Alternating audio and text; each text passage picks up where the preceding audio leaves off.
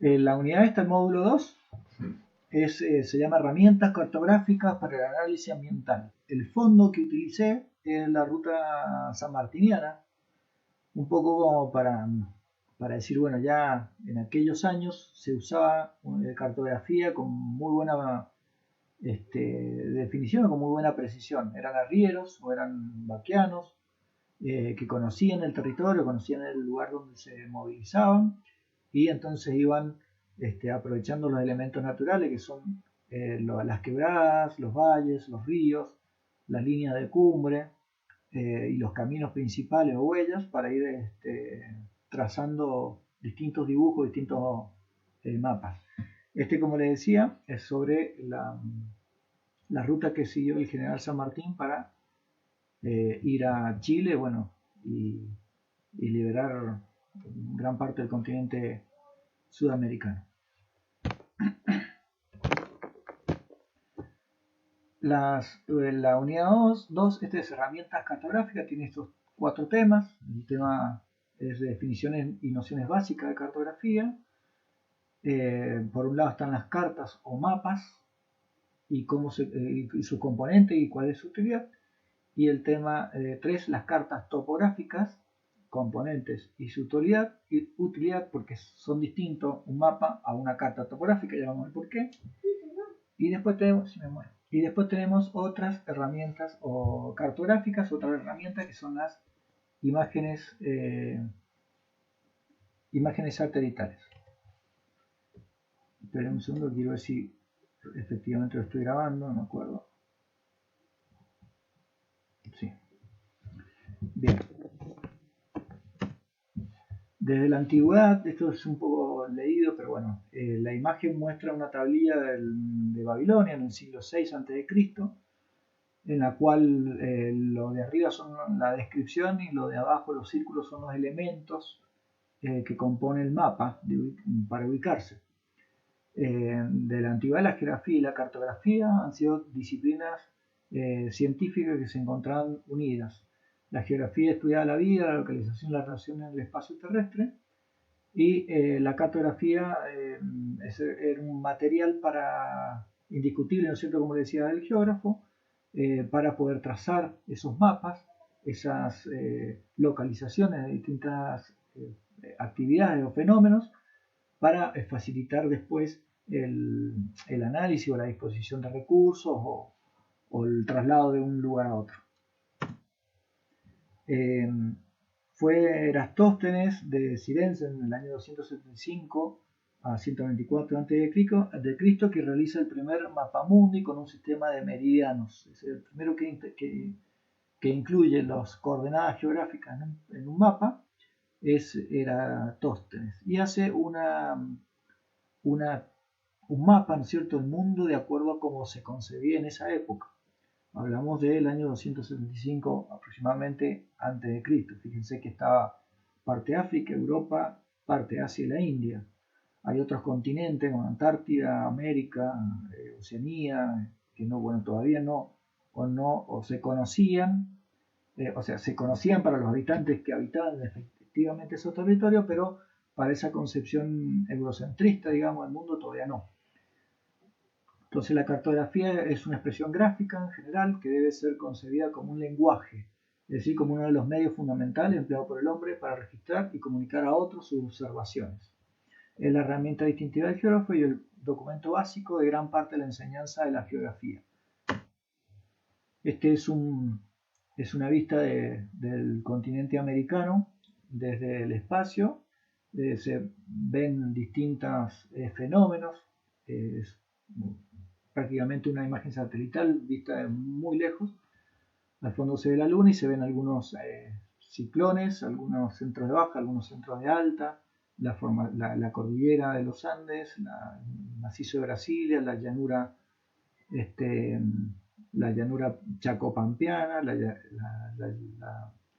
de Estados Unidos y su llanura y sus rocosas. Bueno, dado que la Tierra es una esfera, así está formada, ¿no es cierto?, levemente achatada en los polos y ensanchada en el ecuador. Esto es por la fuerza de gravedad o la fuerza centrífuga. el globo terráqueo es la mejor forma de representarlo. Otro desafío de la cartografía es entonces llevar a esa esfera a un plano. Entonces, ¿cómo hacemos para representar? ¿Cómo hace el geógrafo o cómo hace el cartógrafo para toda esa bola o esa esfera o esa pelota representarla en un mapa? Necesitaríamos un mapa o un papel del tamaño del mundo para hacer una representación precisa.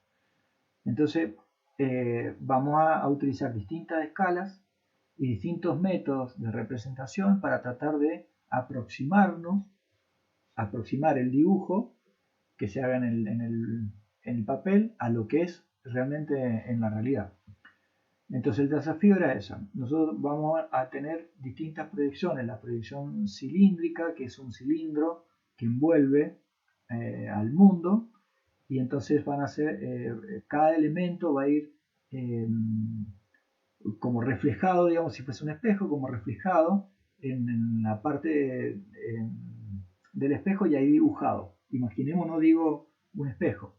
La otra es la proyección cónica, que es hacer un cono y hacer el mismo efecto, dibujarlo, pero este va a tener deformaciones en la realidad terrestre. Otra es la proyección azimutal, que es hacer un plano, un papel o un plano sobre los polos y empezar a proyectar hacia ese plano la realidad. El tema también que va a sufrir muchas deformaciones. Entonces lo que dice es la proyección cartográfica o proyección geográfica es un sistema de representación gráfica que establece una relación ordenada entre los puntos de la superficie curva de la Tierra y los de una superficie plana, mapa. Estos puntos se localizan auxiliándose en una red de medianos y paralelos en forma de malla, es un eje cartesiano. Esta es otra representación un poco más aproximada de lo que es el mapamundi o el planiferio. Es un mapa que se hizo en el año 1569, lo hizo Mercator en una proyección cilíndrica. Entonces, si prestan un poco de atención, se vea por lo menos la forma de África, Europa, Asia y Oceanía, y las costas o el continente americano formado, dibujado por medio de sus costas. Por eso hay una deformación hacia el interior, porque el interior se desconocía. Entonces hay una deformación interna, no se sabe cómo era hacia adentro, sino más bien se conocía las costas. Fíjense que hablamos del año 1569. Entonces, las coordenadas gráficas, ¿qué son? El sistema de coordenadas natural de una esfera es el de coordenadas angulares, latitud y longitud. Eso lo hemos visto en la educación secundaria. Y se denominan coordenadas geográficas. Es para definir la latitud y longitud debemos identificar el eje de rotación terrestre. Eso lo vamos a ir viendo a medida que vamos pasando los pobres. El plano perpendicular al eje de rotación que corta la Tierra atravesándola por un centro se define como ecuador, y en su intersección con el esferoide, el resto de las líneas de intersección con la superficie terrestre de los infinitos planos perpendiculares al eje de rotación se definen como paralelos o líneas de latitud constante, mientras que los meridianos pueden definirse como las líneas de intersección con la superficie terrestre en los infinitos planos que contiene el eje de rotación, paralelo y meridiano que se cruzan siempre en ángulo recto. Ya lo vamos a ver en dibujo porque esto leyéndolo es como abstracto y puede llegar a confundir. Entonces estos paralelos y medianos nos van a dar dos sistemas, la latitud y la longitud. La longitud es la distancia angular entre el meridiano de un lugar, es decir, un punto, y el de Greenwich. Se expresa en grados, minutos y segundos de arco y se mide de 0 a 180, hacia el este o hacia el oeste. Y la latitud es la distancia angular, lo mismo, entre el paralelo de un lugar y el ecuador. Fíjense que uno es la distancia hacia el meridiano de Greenwich y el otro es la distancia del ecuador.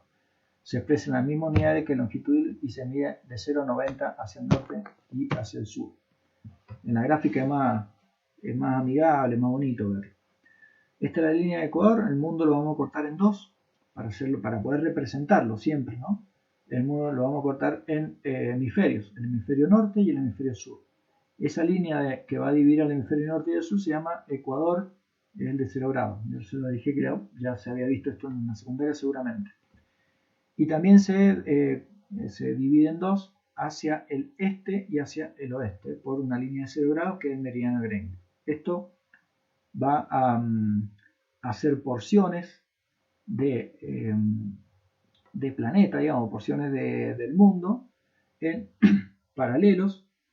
Paralelos son, como lo dice la matemática, son líneas que nunca se cortan, nunca se tocan entre sí, por eso son paralelas, y van paralelo al ecuador, mientras que los meridianos siempre nacen de un punto que es el polo norte y el polo sur que va por Greenwich. El meridiano 0 es de Greenwich y va de 30 a 180 y de menos 30 a 180 hacia el este y hacia el oeste. Si nosotros tenemos un punto, por ejemplo, vamos a hacer un punto preciso acá, vamos a tener que este punto, ¿y por qué sirve esto, no? Por ejemplo, estamos en el medio del océano, un barco se pierde, entonces dice, bueno, ¿dónde estás? Entonces le dice, para que lo rescaten, ¿no? Dice, estoy al sur del Ecuador. Bueno, al sur del Ecuador es todo esto, todo esto. Entonces, ¿en qué punto? Y a los 30 grados de latitud al sur del Ecuador, porque puede ser también a los 30 grados de latitud al norte del Ecuador, pero no, este está al 30 grados de latitud sur al Ecuador. ¿Y en qué línea? Porque puede ser los 30 grados de latitud sur, puede ser toda esta línea. Entonces dice entre los 30 grados de latitud sur y los, pongámosle 90, pongámosle acá, 90 grados al oeste del meridiano de Greenwich. Entonces ya tenés un punto preciso, porque esos 90 grados pueden ser en cualquier parte del meridiano de Greenwich, pero es los 90 al oeste y los 30 al sur. Entonces ya te da un punto preciso, ya sabes dónde está ubicado ese barco. Y así como sabes que está ubicado ese barco, también puedes hacer lo mismo con los puntos característicos de las superficies emergidas. Por ejemplo, el Cerro Aconcagua, ¿dónde está? Y bueno, está precisamente en un punto. Eso es más o menos, espero que lo comprendan. Entonces, decíamos de los ángulos, de la distancia angular, son 95 grados de longitud de los 0. Fíjense, acá tiene una porción cortada, los 95 grados de longitud oeste, acá está el 0 del Ecuador, y por ejemplo 30 de latitud sur. Entonces, ese punto que decíamos recién, un punto, por ejemplo, esta vez al norte, el punto de 39, pongámosle 40 para cambiarlo, los 40 grados de latitud norte, es el ángulo que se ubica al norte, el ángulo de la superficie del ángulo que se ubica al norte del Ecuador, al norte o al sur del Ecuador, en este caso al norte del Ecuador. Y lo mismo es el ángulo que traza de longitud al este o al oeste del meridiano de Greenwich, en este caso al oeste.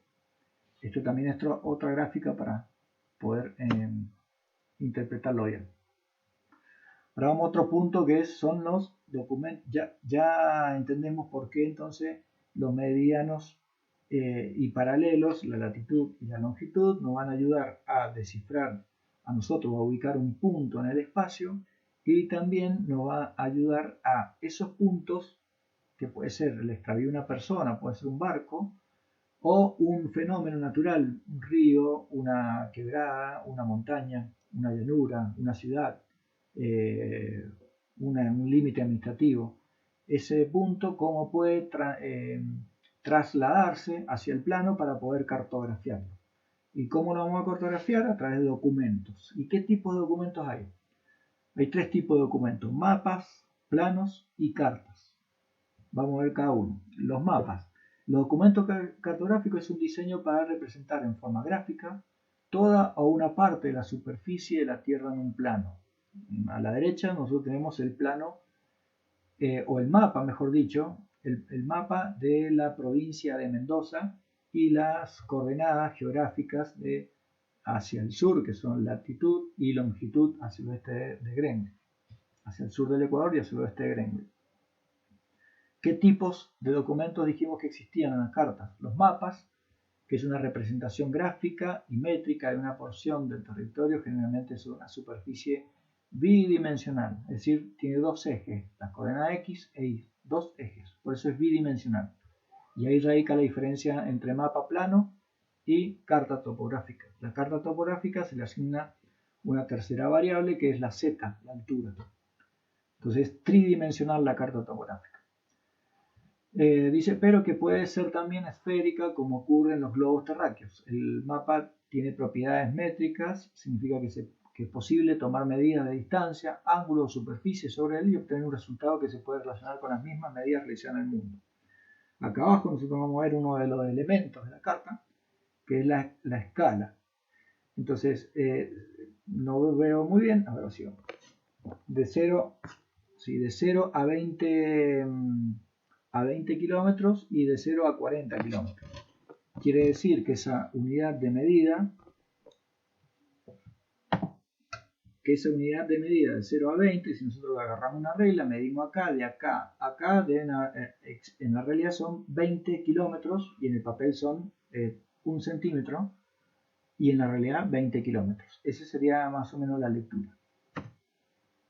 Esta es una carta topográfica de Uspallata, levantada por el Instituto Geográfico Militar. A partir del 2009 se empieza por una concepción del Estado, desde entonces se comienza a llamar Instituto Geográfico Nacional.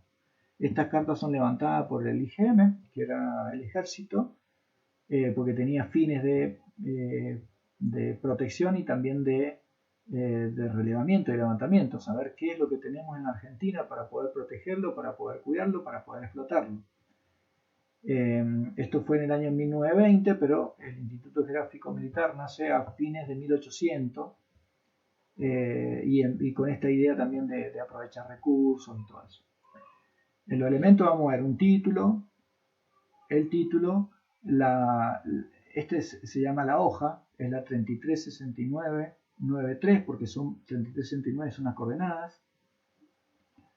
93 es porque el sector 93 acá en este círculo va a pertenecer al del medio y después hacia los costados vamos a tener otras cartas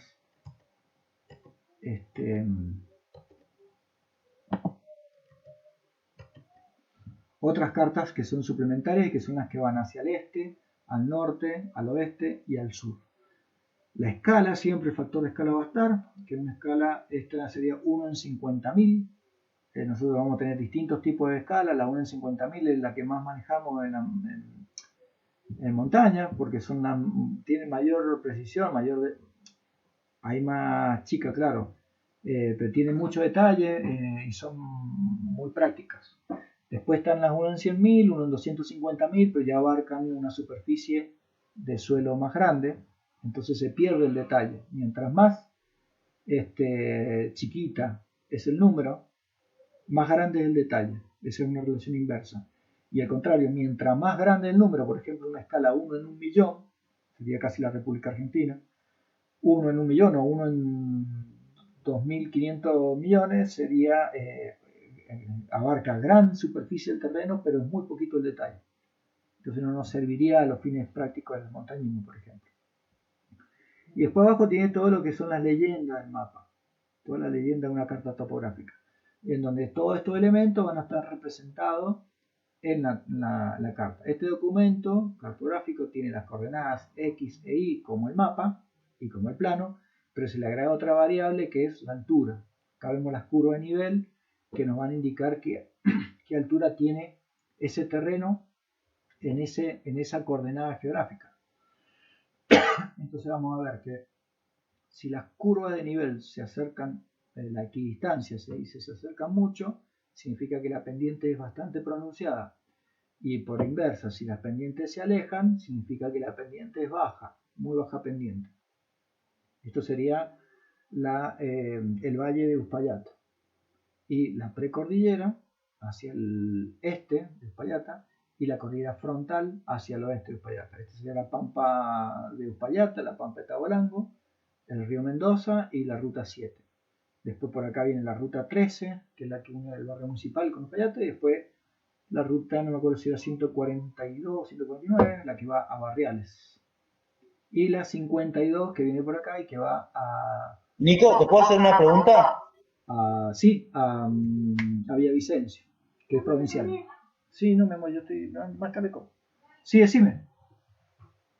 Perdón, ahí solamente para reafirmar, entonces decís que, digamos, lo que son las curvas de nivel, que son, digamos, las curvas un poquito más gruesas, que son las que nos dan la altura, digamos, también de las montañas, cuanto más juntas están, digamos, nos dan el desnivel digamos que hay mayor desnivel en cuanto a pendiente, decís vos. Claro, ¿Entendí bien? por ejemplo, si nosotros armamos una salida, digamos, para subir este punto, nosotros tenemos idea de lo que es el relieve, nosotros estamos, qué sé yo, en Canadá, ponele, viviendo, y no tenemos otra herramienta, estamos ubicados en la década del 70, bueno, no tenemos otra herramienta más que la carta topográfica, entonces tenemos que diseñar una salida a esta cota, y bueno, y tenemos que decir por dónde vamos. Si nosotros nos metemos por la quebrada de Ranchillos, por dentro de la quebrada del ranchillo, seguramente en distancia se nos va a costar mucho, porque va a estar chica de acuerdo a la escala. Pero en pendiente, vos fíjate que empezás en la cota, no alcanzo a ver acá, pero ponele 2000 y rápidamente vamos a tener a los 3000 y algo. O sea que vamos a tener una pendiente grande acá. En cambio, en corta distancia, una gran pendiente. En cambio, si nosotros entramos por la quebrada del Chacay, por ejemplo, y venimos por esto es un brazo, la pendiente es más suave, porque fíjate que las curvas de nivel están más distanciadas, y después sí se empiezan a juntar, pero ya más arriba, y ahí tenemos a este sector un poco más de pendiente, mientras acá es más suave. ¿Ves? A eso es lo que me refiero. Si las curvas de nivel, las más gruesas son números redondos, ya lo vamos a ver más de cerca cuando abra una carta topográfica y le pueda hacer la ampliar el zoom. Eh, la equidistancia se llama entre curva y curva cuando es junta, significa que hay más vertical, más pared o más vertical. Mientras cuando es más ancha, fíjate, de esta curva a esta curva, ponerle que tengas 500 metros, pero, eh, pero es muy vertical. En cambio, de esta curva a esa curva también tenés 500 metros, pero la distancia al ser más larga y las curvas, la equidistancia de las curvas están más separadas, esto te indica que es como una loma. ¿Se entiende ahí? Sí, perfecto, Nico, gracias. De nada. Bueno, entonces la carta topográfica, para explicar lo que dice ahí, es una carta topográfica, es la representación gráfica convencional, parcial o total de una porción de la superficie terrestre a una determinada escala, reducida, fragmentada, dicha representación en el sentido de las coordenadas geográficas, latitud y longitud, en lo que consideran todos los detalles topográficos y aspectos geográficos del terreno, dibujado con las especificaciones técnicas y características que te permitan facilitar la lectura e interpretación de los aspectos gráficos. Esto es fácilmente, la carta va a presentar un río, por ejemplo, las quebradas, esto por donde va el río son las quebradas, las zonas de montaña se van a marcar con la curva de nivel y las equidistancias acercándose, vamos a tener puntos acotados como esto que dice puesto el Chacay, que también está en referencia, la quebrada del Ranchillo, el arroyo del Chacay, eh, Quebrada Ancha, bueno, la Pampa de Tabolango, las distintas alturas o distintos puntos acotados para la altura, los nombres, los cerros, Cerro Cortadera, el Valle de Uspallata, el río San Alberto, que viene de la estancia San Alberto, bueno, y todos esos elementos que vamos a ir notando. Por otra parte, otro documento cartográfico es el plano. El plano es una representación geográfica de la extensión de una zona, por ejemplo, un plano urbano es la representación de una ciudad, y el plano se diferencia del mapa en que para elaborarlo no es necesario realizar una proyección. Permite observar las obras humanas y lugares determinados. Acá uno puede caminar por la ciudad e ir dibujando tranquilamente un plano a mano alzada en una hoja cuadriculada sin necesidad de ponerle coordenadas X e Y porque ya están las coordenadas relativas que son los nombres de las calles. Por ejemplo, la calle San Martín y Colón es un punto preciso, es un punto relativo. Si queremos saber si es el punto absoluto, tenemos que buscar las coordenadas X y Y. Pero relativo digo porque se relaciona tiene relación a otro punto. Y en esos planos nosotros no vamos a tener elementos tridimensionales, o sea, no van a haber curva de nivel. Se le puede superponer una curva de nivel, pero no es necesario porque la escala, el detalle es muy grande, entonces la escala es chica, es muy grande el detalle, se ven las manzanas, se ven los edificios, en este caso el plano de la ciudad de Mendoza, se ve el parque, los monumentos, los edificios importantes, los departamentos, entonces no hay más elementos que los del plano. Entonces el detalle es grande, se ven grandes elementos para transitar caminando, pero la escala, bueno, es distinta a la carta topográfica, que la carta topográfica tiene un detalle también preciso en un territorio grande. Y el primero que vimos, el mapa, que era toda la superficie de Mendoza, que era un espacio grande, un territorio grande, pero en una escala, la escala era pequeña, es decir, era grande el número. Para entenderlo en un esquemita, la escala chica, la escala en los documentos cartográficos se divide en grande, media y chica. Decíamos que la escala grande es 25, por ejemplo, el mapa topográfico 1 en 50.000 que vimos recién y 1 en 25.000. Eso es una escala grande. El detalle es mayor. A mayor detalle, más grande la escala. Mientras más detalle tengamos, más grande va a ser la escala. Pero la superficie que vamos a representar es menor. Esa es siempre una relación inversa. Mientras mayor el detalle, menor la superficie. Suponete, si nosotros queremos hacer un plano de tu habitación, la superficie va a ser re chiquita, va a ser 5x5, 4x4, 3x3, 7x7, bueno, lo que sea, pero chica. Pero el detalle va a ser grande porque va a poder representar ahí la cama, el almohadón, la zapatilla, la mochila, el televisor, no sé, todo el elemento que tenga en una habitación, una silla, cualquier cosa. O sea, el detalle va a ser grande, la superficie va a ser chica. Entonces, eso para más o menos explicarlo en la carta esta. La escala media, 1 en 100.000 y 1 en 250.000, ahí vamos a tener superficies más grandes representadas, y a medida que la escala aumenta, el detalle va a ser menor. Y la escala chica, por ejemplo, un mapa, como veíamos recién, el de la provincia de Mendoza, o el de la República Argentina, la escala va a ser 1 en 500.000 y más, 1.500.000, 1 en 2.500.000. Y el detalle va a ser menor, no vamos a poder tener detalles significativos. Bueno, si queremos entrar a una quebrada de la provincia de Neuquén, no vamos a buscar un mapa 1 en 500.000, porque no vamos a encontrar ninguna quebrada prácticamente, porque no va a haber detalle. En cambio, sí vamos a buscar uno en 50.000 o uno en 25.000.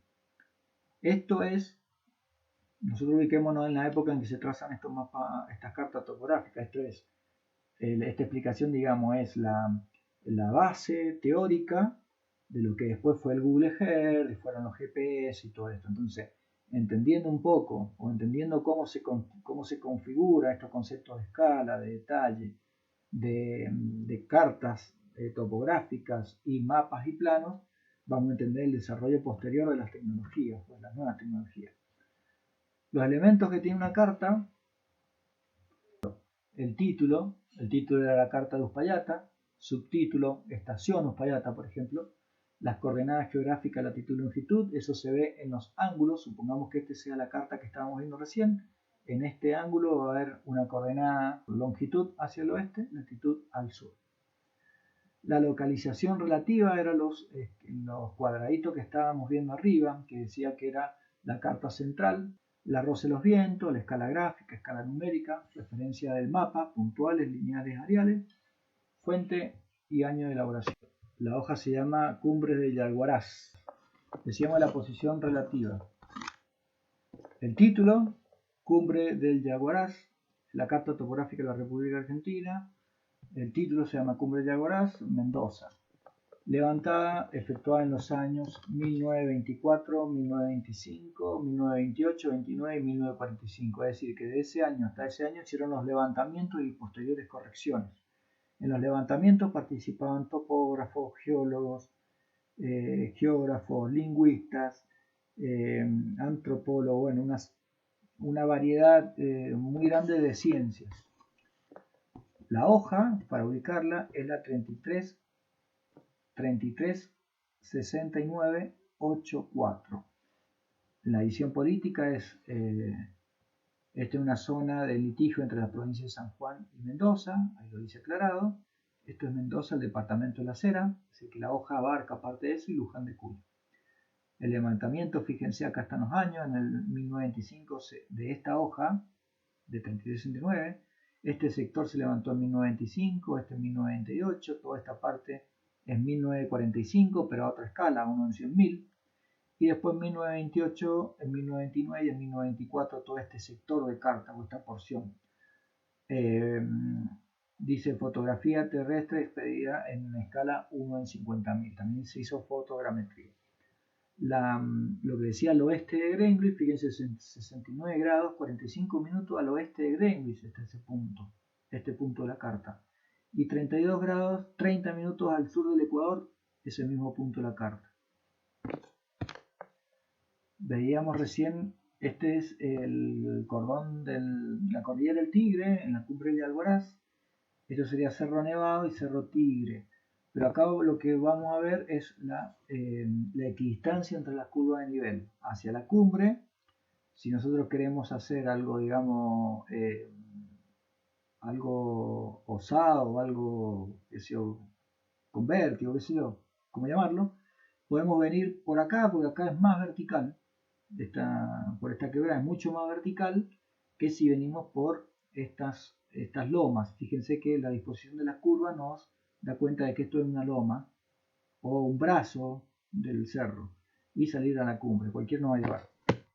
Esto en el Cerro del Tigre lo mismo, podemos entrar por esta, esto sería una quebrada principal, fíjense en las curvas de nivel, deben haber paredes seguramente por acá, por la quebrada o por la ladera de la montaña, y esto es uno de los brazos que son más tranquilos. La distancia entre la curva de nivel te va indicando eso. Fíjense estos riscos acá, la curva de nivel digamos, se achica tanto que ya es necesario mencionarlo o cartografiarlo como paredes, como bloques o como riscos. Esta línea de altas cumbres también nos da la posibilidad de dibujar las cuencas de estos arroyos, es decir, o ríos. Estas líneas de curvas nosotros las trazamos así y van a dar todo un círculo, digamos, que va a rodear toda esta cabecera de cuenca, que va a ser la cuenca del Cerro Ranchillo. Entonces, toda esta sería la quebrada, toda esta la quebrada, y estas las laderas de la montaña que van a encerrar el ranchillo. Para el otro lado es otra quebrada de otra ladera. No sé si se entiende más o menos el concepto que trato de mostrarles. Esto, lo que decimos es la ubicación de la hoja. El mapa se llama, esta carta topográfica mejor dicho, se llama Cumbre de Alboraz.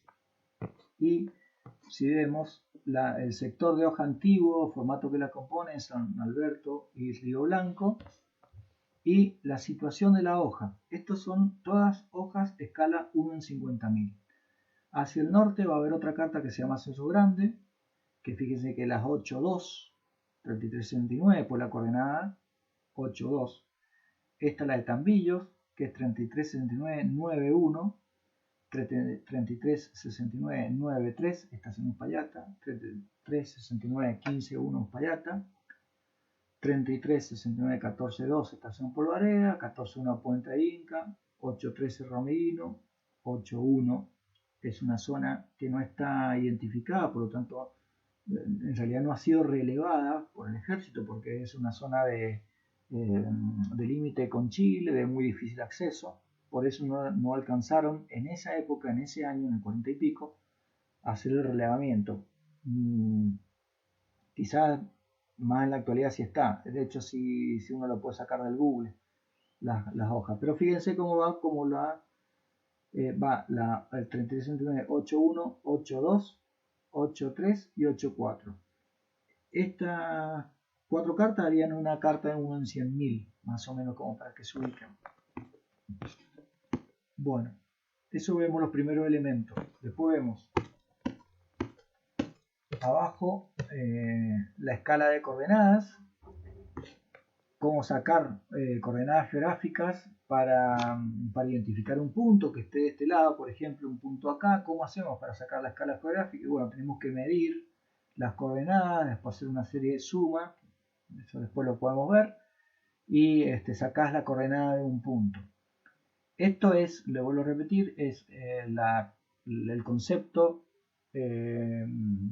o lo conceptual, mejor dicho, de lo que van a ser los futuros GPS. El GPS hace lo mismo. Ahora es fácil porque un GPS va a apretar nomás y ya tenés el punto, tenés el track, vas traqueando, vas midiendo, ya tenés las cartas topográficas metidas dentro del GPS, entonces ya directamente apretás el cerro y decís seguir o bueno, te va a ir dibujando la curva de nivel y más o menos tratando de llegar mediante la navegación satelital. Pero lo que decíamos en la salida la otra vez, si se acaba la batería, si se rompe el GPS, si se pierde, si se congela, y tenemos solamente un elemento que es la carta topográfica, nos va a ayudar a salir de ese lugar fácilmente. Y lo otro es, podemos planificar hacer una salida de un cerro en base a una carta topográfica, estudiar las pendientes, estudiar las formaciones, estudiar los nombres, porque les decía también en la salida que todos estos grupos de científicos le pusieron un nombre a un cerro por una característica particular. Por ejemplo, esto dice Cuchilla la Lechuza, y bueno, esto dice Lomas Blancas, Quebrada de Ranchitos, Cerro Voladero, Voladero de Fausto, Voladero. Digo, cada uno de esos nombres, Quebrada Seca, Ranchillo, cada uno de esos nombres que el instituto le ha colocado es porque ha conjugado la toponimia, digo, ha conjugado la geografía, la historia y la lengua para identificar ese elemento. Hoy en día vamos a tener, por ejemplo, el Google Earth, hay un archivo por ahí que anda dando vuelta que es de montañas de Argentina, que algunos cerros los tiene bien ubicados y bien nombrados y otros no. No están ni bien ubicados ni bien nombrados. Entonces, uno dice voy a ir a subir el cerro, como les decía el otro día, por ejemplo, el Ponderado, y van a seguir la herramienta Wikiloc, el nombre del cerro Ponderado, van a subir ese cerro, pero en realidad el Instituto Geográfico Militar le llamó Cerro de la Cruz. Entonces, ahí está el respeto nuestro como guía, de decir, bueno, hay toda una construcción histórica del nombre de este cerro que responde a un montón de ciencia, y alguien le puso, o le cambió el nombre y le hizo Ponderado, y a partir de ahí en el Wikiloc todos le dicen Ponderado. Y en realidad es el Cerro de la Cruz. Es un ejemplo de por qué hay que respetar y construir los relatos a partir de la base y los documentos cartográficos, históricos y lingüísticos que existen, ¿no? Después vamos a tener todos estos elementos que están abajo, que son elementos que van a figurar en el mapa y se llaman pictogramas.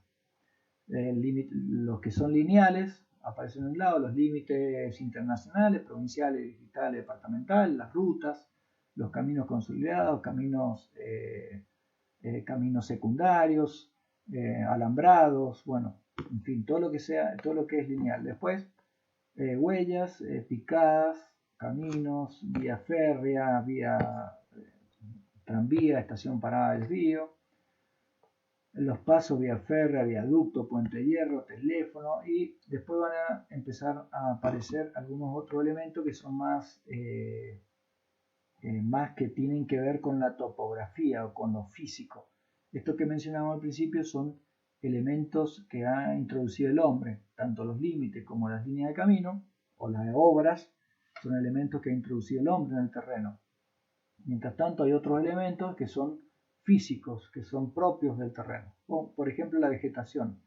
Monte bajo intransitable, cuando ven esos dibujos en la carta, bosque transitable, monte artificial, palmar, monte de coníferas, árbol visible de lejos, es decir, el cartógrafo cuando fue caminando y fue construyendo esta carta topográfica fue levantando esos datos para después volcarlo de acuerdo a las coordenadas X e Y o coordenada de latitud y longitud, esos elementos en la carta, para que después otro que vaya pueda identificarlos también o pueda navegar ese papel a través de estos elementos que ha identificado la persona.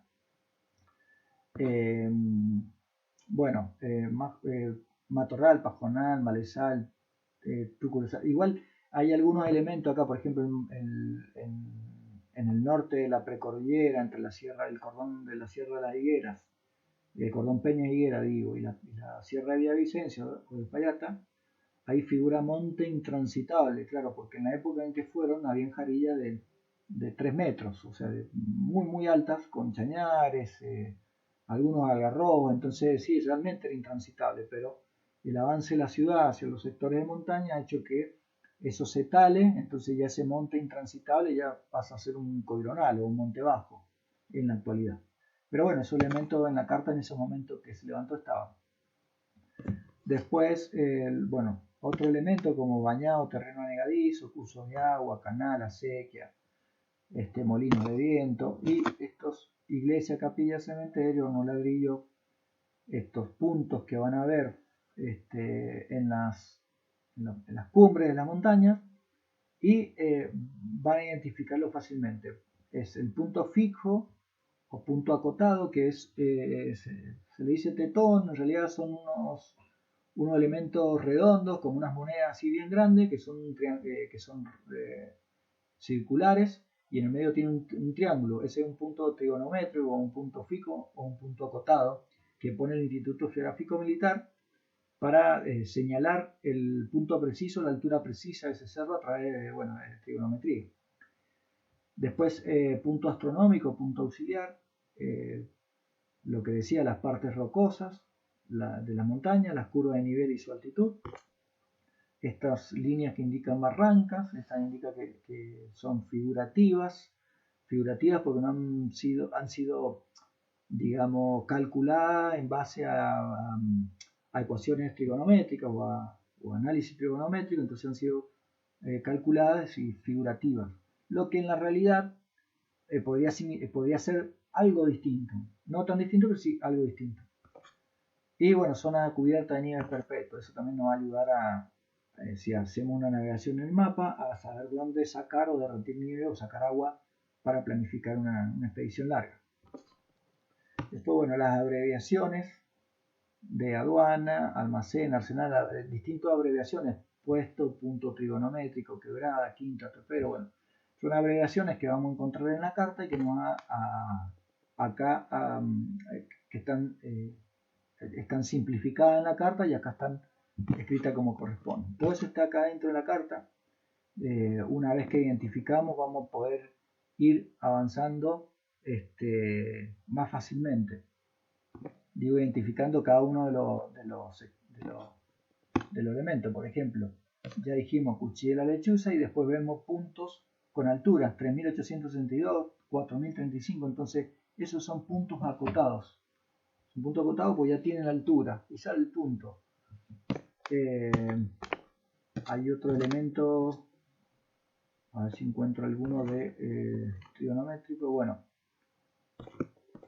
por ejemplo, cuando han subido cerro y han visto, hay unos banquitos, o una especie de banquitos. Esos banquitos son también puntos trigonométricos acotados que servían. Arriba tenía una madera y un agujero, entonces por ahí pasaban el teodolito y hacían las mediciones hacia los otros cerros o ponderaban la altura del otro cerro en base a ese cerro.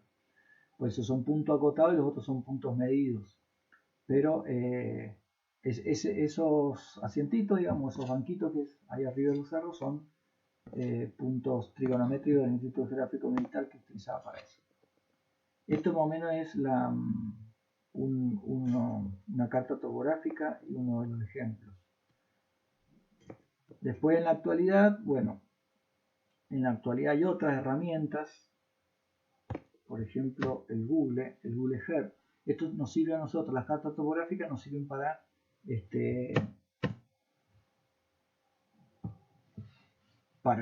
planificar un ascenso a una montaña. Ese fondo de carta que tengo es el cordón de los alojamientos, el puesto de alojamiento, que también hay una carta que se llama cordón de los alojamientos. Bueno, de ahí se ven algunos cerros. El Google Earth es una herramienta también que nos sirve para los que lo han usado, eh, le van a encontrar la utilidad, y los que no, traten de explorarlo porque es muy bueno. Porque sí, lamentablemente cargué uno que ya tenía, uno que tenía muchas capas, por eso está demorando. Quería hacer un ejemplo. Bueno.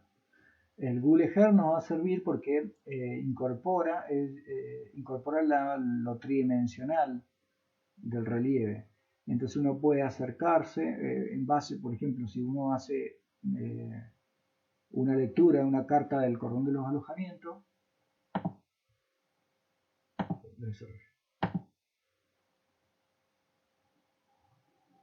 Nico, Sí, decime. ahí va, yo hablando justo, me lo descargué hace 3 días al Google Earth y nada, estoy aprendiendo a usarlo, ¿viste? Sí, Vos podrás hacer por ejemplo, yo quería ver ahora el fin de semana, tengo ganas de ir a Vallecitos y nada, quería ver algunas cumbres, ¿viste? Y demás, y nada, no sé cómo hacerlo. Por ahí si podés explicar un poco eso ahí en el chat, bueno, nada, a ver más o menos cómo usarlo, ¿viste? bueno, me lo carga y lo abrimos. Dale, gracias. No, no, espero que lo cargue. Quería mostrarle esto que le decía de la fondo de pantalla. Yo tengo el de los alojamientos. A ver si puedo entrar a esa carta. Eso ustedes ya tienen acceso a esa carpeta que se llama cartas topográficas. Creo que les di el acceso, así se lo he dado. Están divididas en dos cartas, uno en 100.000 y uno en 250.000. Y la otra uno en 50.000. Lo que los va a diferenciar estas dos escalas son los detalles que van a encontrar. Este uno en 50.000 tiene parte de San Juan, Mendoza, Córdoba. Y acá estarían los para buscar, control F, aloja.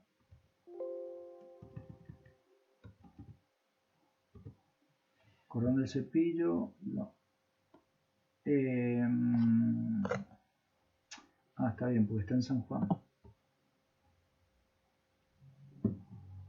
San Juan Mendoza, acá estaba. Aconcagua, Riquiliponche, estancia, región, cordón del alojamiento. Esto como está cerca del límite de San Juan, entonces la ubican ahí.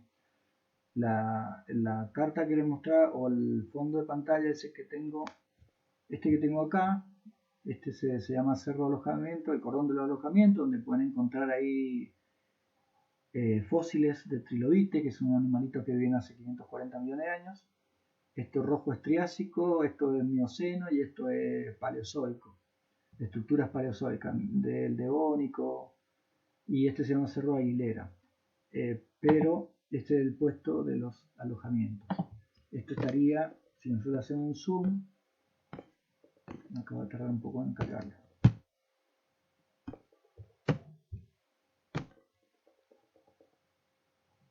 Bueno, este es la...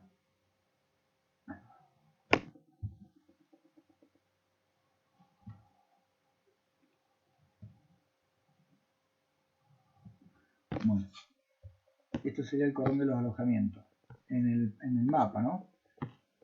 Cerro Alojamiento, seguramente se llama así, este es el cordón, todo el cordón del alojamiento, este se llama Cerro Alojamiento. Seguramente ahí, bueno, ahí está el Cerro Cielo, que es el más alto de esta región, y acá el puesto alojamiento. Seguramente se llama alojamiento porque por acá pasó el general San Martín con el grueso de la tropa. Entonces se dice que se alojó acá en el puesto con toda la tropa de 3.000 hombres y estuvieron varios días ahí. Por eso luego le pusieron el cerro alojamiento y los puestos de alojamiento. San Martín, el mapa que le mostraba anteriormente, entró por toda esta quebrada, que es la quebrada Cueva Norte, quebrada Cueva Norte. Acá hay un barrial que se llama Barrial del Pájaro Muerto, por acá hay un cerrito que se llama Cerro Blanco de la Cortadera, que no figura en la carta topográfica, pero sí en los registros de minería de la nación, que lo subí hace muy poquito. Muy bonito el cerrito, chico, pero muy bonito. Y bueno, esta es la ruta que siguió San Martín. Y por acá está el barrial de la Pampa Seca, que divide todo lo que es el cordón del Cerro Redondo del cordón del alojamiento. Y por acá está la quebrada de montaña que va hacia San Juan. Y arriba, viene un poquito más al norte, noroeste, estaría la pampa de Yalguaraz, y un poquito más al norte, noroeste, la pampa del Leoncito, ya en San Juan. Nosotros vamos a tener en el... Lo voy sacando elementos para cargar más fácil. Fronteras, lugares, carreteras, galería, relieve. Acá no tengo nada más. Sí. Cerro Blanco, la cortadera. El relieve no moja, porque el relieve es el que te lo da en 3 dimensiones. Fíjense, todos estos terrenos rojos, bueno, el cerro cielo que vemos recién. Nosotros vamos a tener estos elementos. Este es la imagen satelital, si se quiere.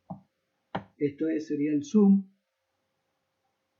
de la derecha, y este es el observador, como lo va a ver.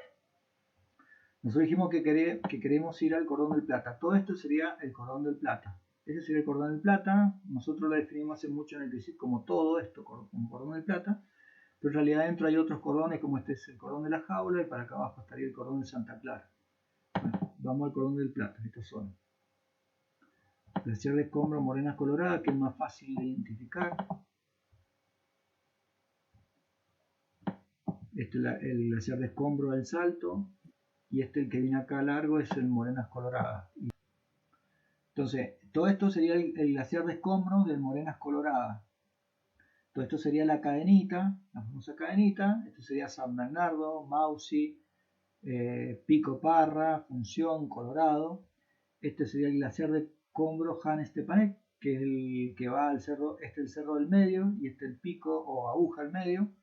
Después de este lado tenés el Stepanek, de este lado el Adolfo Calle, por acá la canchita. Acá vas al Cerro Rincón, este es el Vallecito. Acá estaría el glaciar de Escombros también, que se llama Rincón de los Vallecitos, en Vallecito. Acá estaría el Salto, por esta zona más o menos Piedra Grande, Veguita, por acá la Veguita inferior y superior, y por acá la Hollada. Y acá tenés, acá arriba, el Cerro Plata, ¿no? Donde está la manito. Y por acá el Vallecitos. Y acá llegarías al Lomas Amarilla, y un poco más abajo el Franque, el Pico Franque. Entonces vos lo podés ver así, ya lo podés ver también en la carta topográfica, o seguir haciendo zoom, por ejemplo. No sé si querés, vamos a este glaciar del... Y acá este es cómo lo querés observar, si vos lo querés observar en plano o lo querés observar en vertical, mirando hacia el norte. Entonces apretás ahí, y el programa te va a ir mostrando así como si estuvieses parado ahí, ¿ves? Entonces ahí te va a ir mostrando la montaña. Creo que se te tildó, Nico. Ahí está. Ahí. Bueno, digo que esta herramienta... Sí, el tema es, lo que me pasa es no sé cómo llegar hasta ver las montañas, digamos.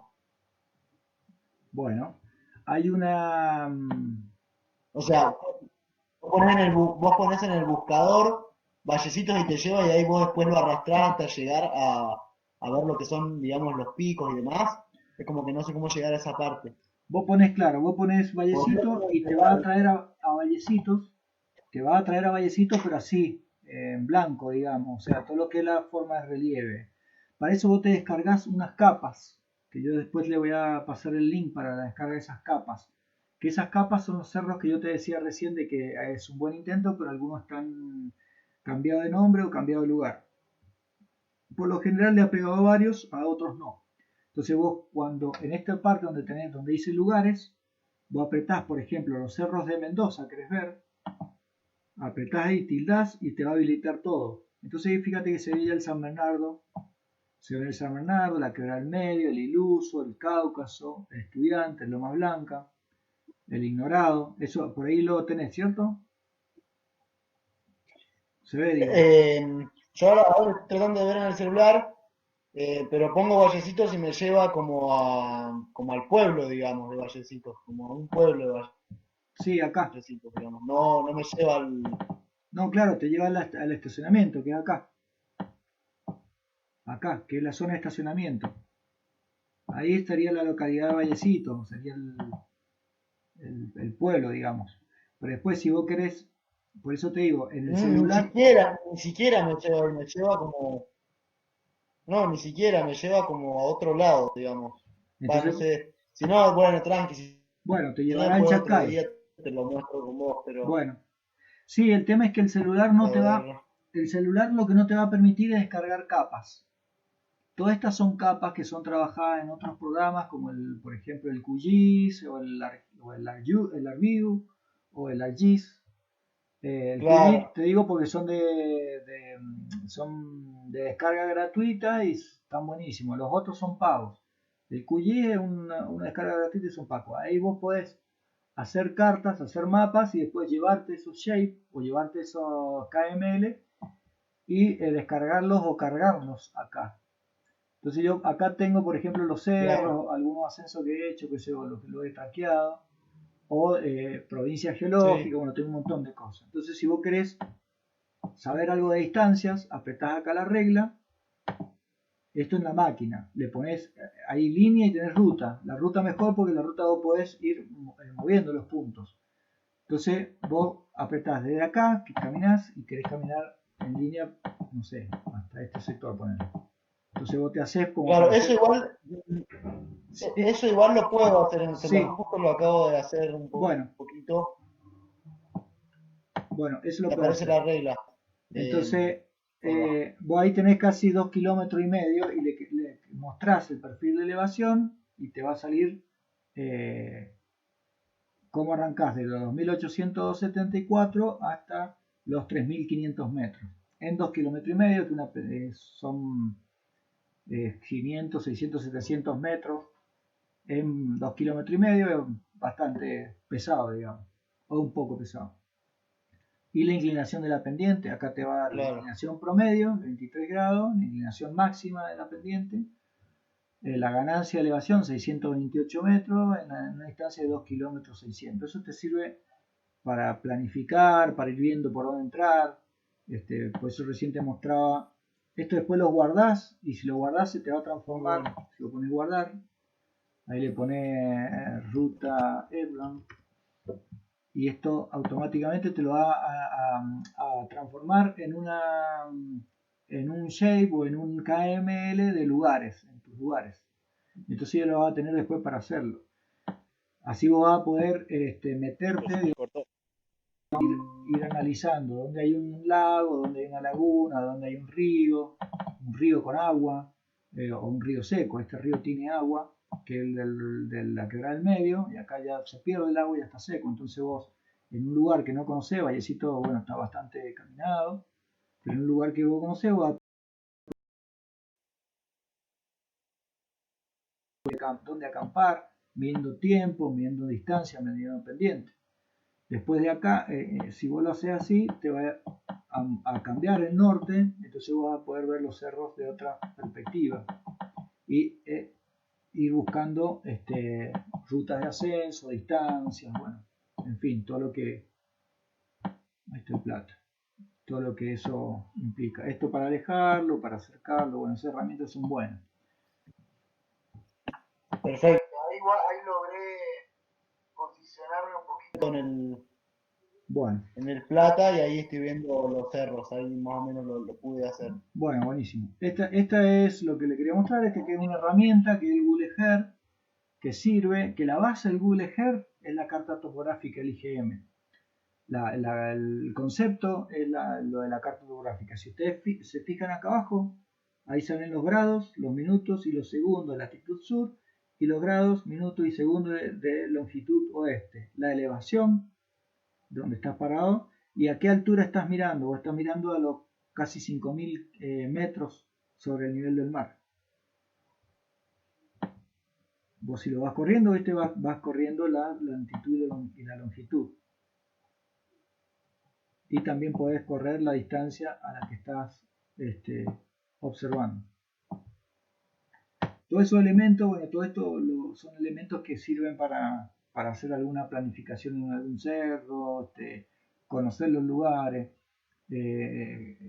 comparar, ¿no es cierto?, Profe, la carta topográfica con la realidad en el IGM. Sí,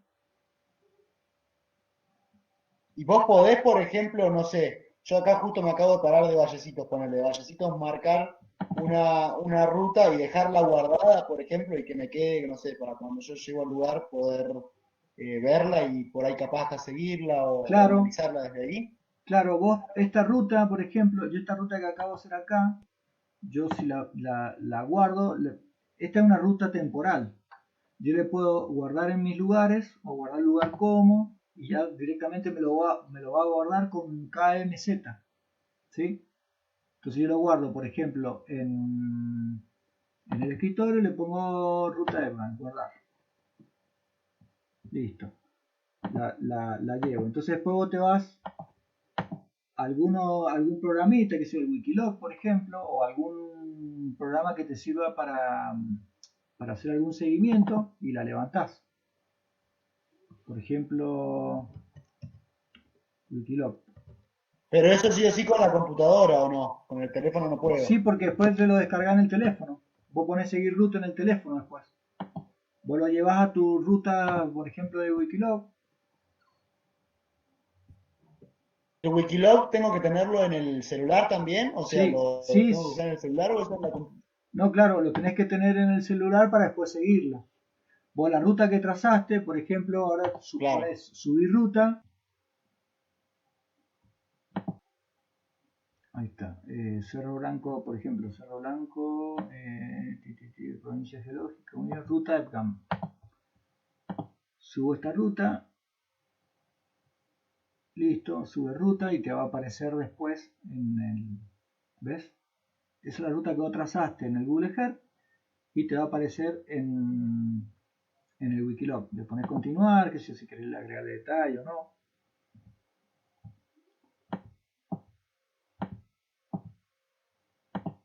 Continuar. Saltar este paso. Ahí te pregunta con quién lo hiciste. Listo, ahí tenés la ruta. Entonces la apretada la ruta, la puedes cargar para meter en un GPS, que ya la tenías como KMLZ, pero si la querés descargar la puedes cargar como un archivo de Google, archivo de GPX para GPS, TSX también para GPS, para Garmin, para Zoom, o sea, para lo que quieras cargarla. Lo dijiste anteriormente. En, ahora justo yo estoy parado en Vallecitos mirando, por ejemplo, el Cerro Adolfo Calle, no sé. Y hay alguna forma de que los cerros que, digamos, que me muestra, me diga, digamos, la altitud que tiene cada uno. O sea, alguna manera de saberlo, digamos, Vos, imagino que sí. sí, sí, lo acabo de cerrar, che, Google, pero si vos te parás en el ejecutar herramienta de reparación, no, continuar. Si vos, por ejemplo, yo supongamos que no tengo, supongamos el San Bernardo, si te descargas, lo que pasa es que en el celular no va a poder descargarte los cerros. Si vos te descargas los cerros sí te van a salir con altura, 4160, por ejemplo. Pero si no lo tenés, si vos no tenés la altura y manejás el Google, si vos te parás con la mano, te va a dar aproximadamente acá, ahí te va a dar la elevación. Esa es la elevación de la montaña o del terreno donde estás y esta es la altura del ojo de la que la estás mirando. Entonces, si yo me paro, yo ahí veo 4037 y sigo subiendo hasta buscar la cumbre. 4070, 4080, 90, 100, 110, 112, 100, 112, 100, ¿ves? 113. Este es el punto más alto que yo he hecho con la mano. Sí, puedo seguir buscando a ver si me he confundido. 110 también por ahí, 4100, a ver, 4121, 124. Bueno, recién lo pasé. Bueno, entonces evidentemente la cumbre está acá, o sea, es más alta. Entonces, si yo quiero ir a ese punto que es el más alto en ese cordón, hago lo mismo de recién. Agarro la regla, aprieto o si no le pongo el pinche para señalar ese punto, le pongo el nombre del cerro y después le hago el trazo con la regla siguiendo una ruta aparente.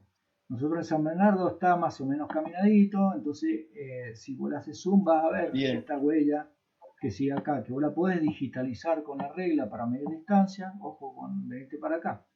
Vos haces esta ruta que está más o menos marcada. Bueno, ahí viene la bajadita en el hombro. Y ya te vas directamente al río seco o verita superior.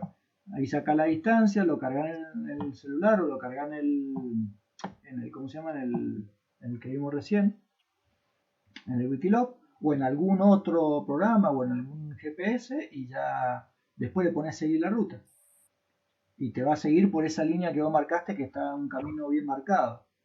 De todas maneras, ese camino bien marcado, aparente, que aparenta un sendero en montaña, pero igual a vos te ayuda. El hecho de ver el cerro te va ayudando a ver el camino, aunque puede llegar a ser una huella de guanaco. De todas maneras, si está bien pisado es porque el guanaco va seguro por ahí, entonces te va a servir. De todas maneras, lo que te decía, en el terreno quizás sea distinta la huella, o sea mucho más pendiente o más peligroso, entonces vos tenés alternativas para ir buscando otro camino también seguro.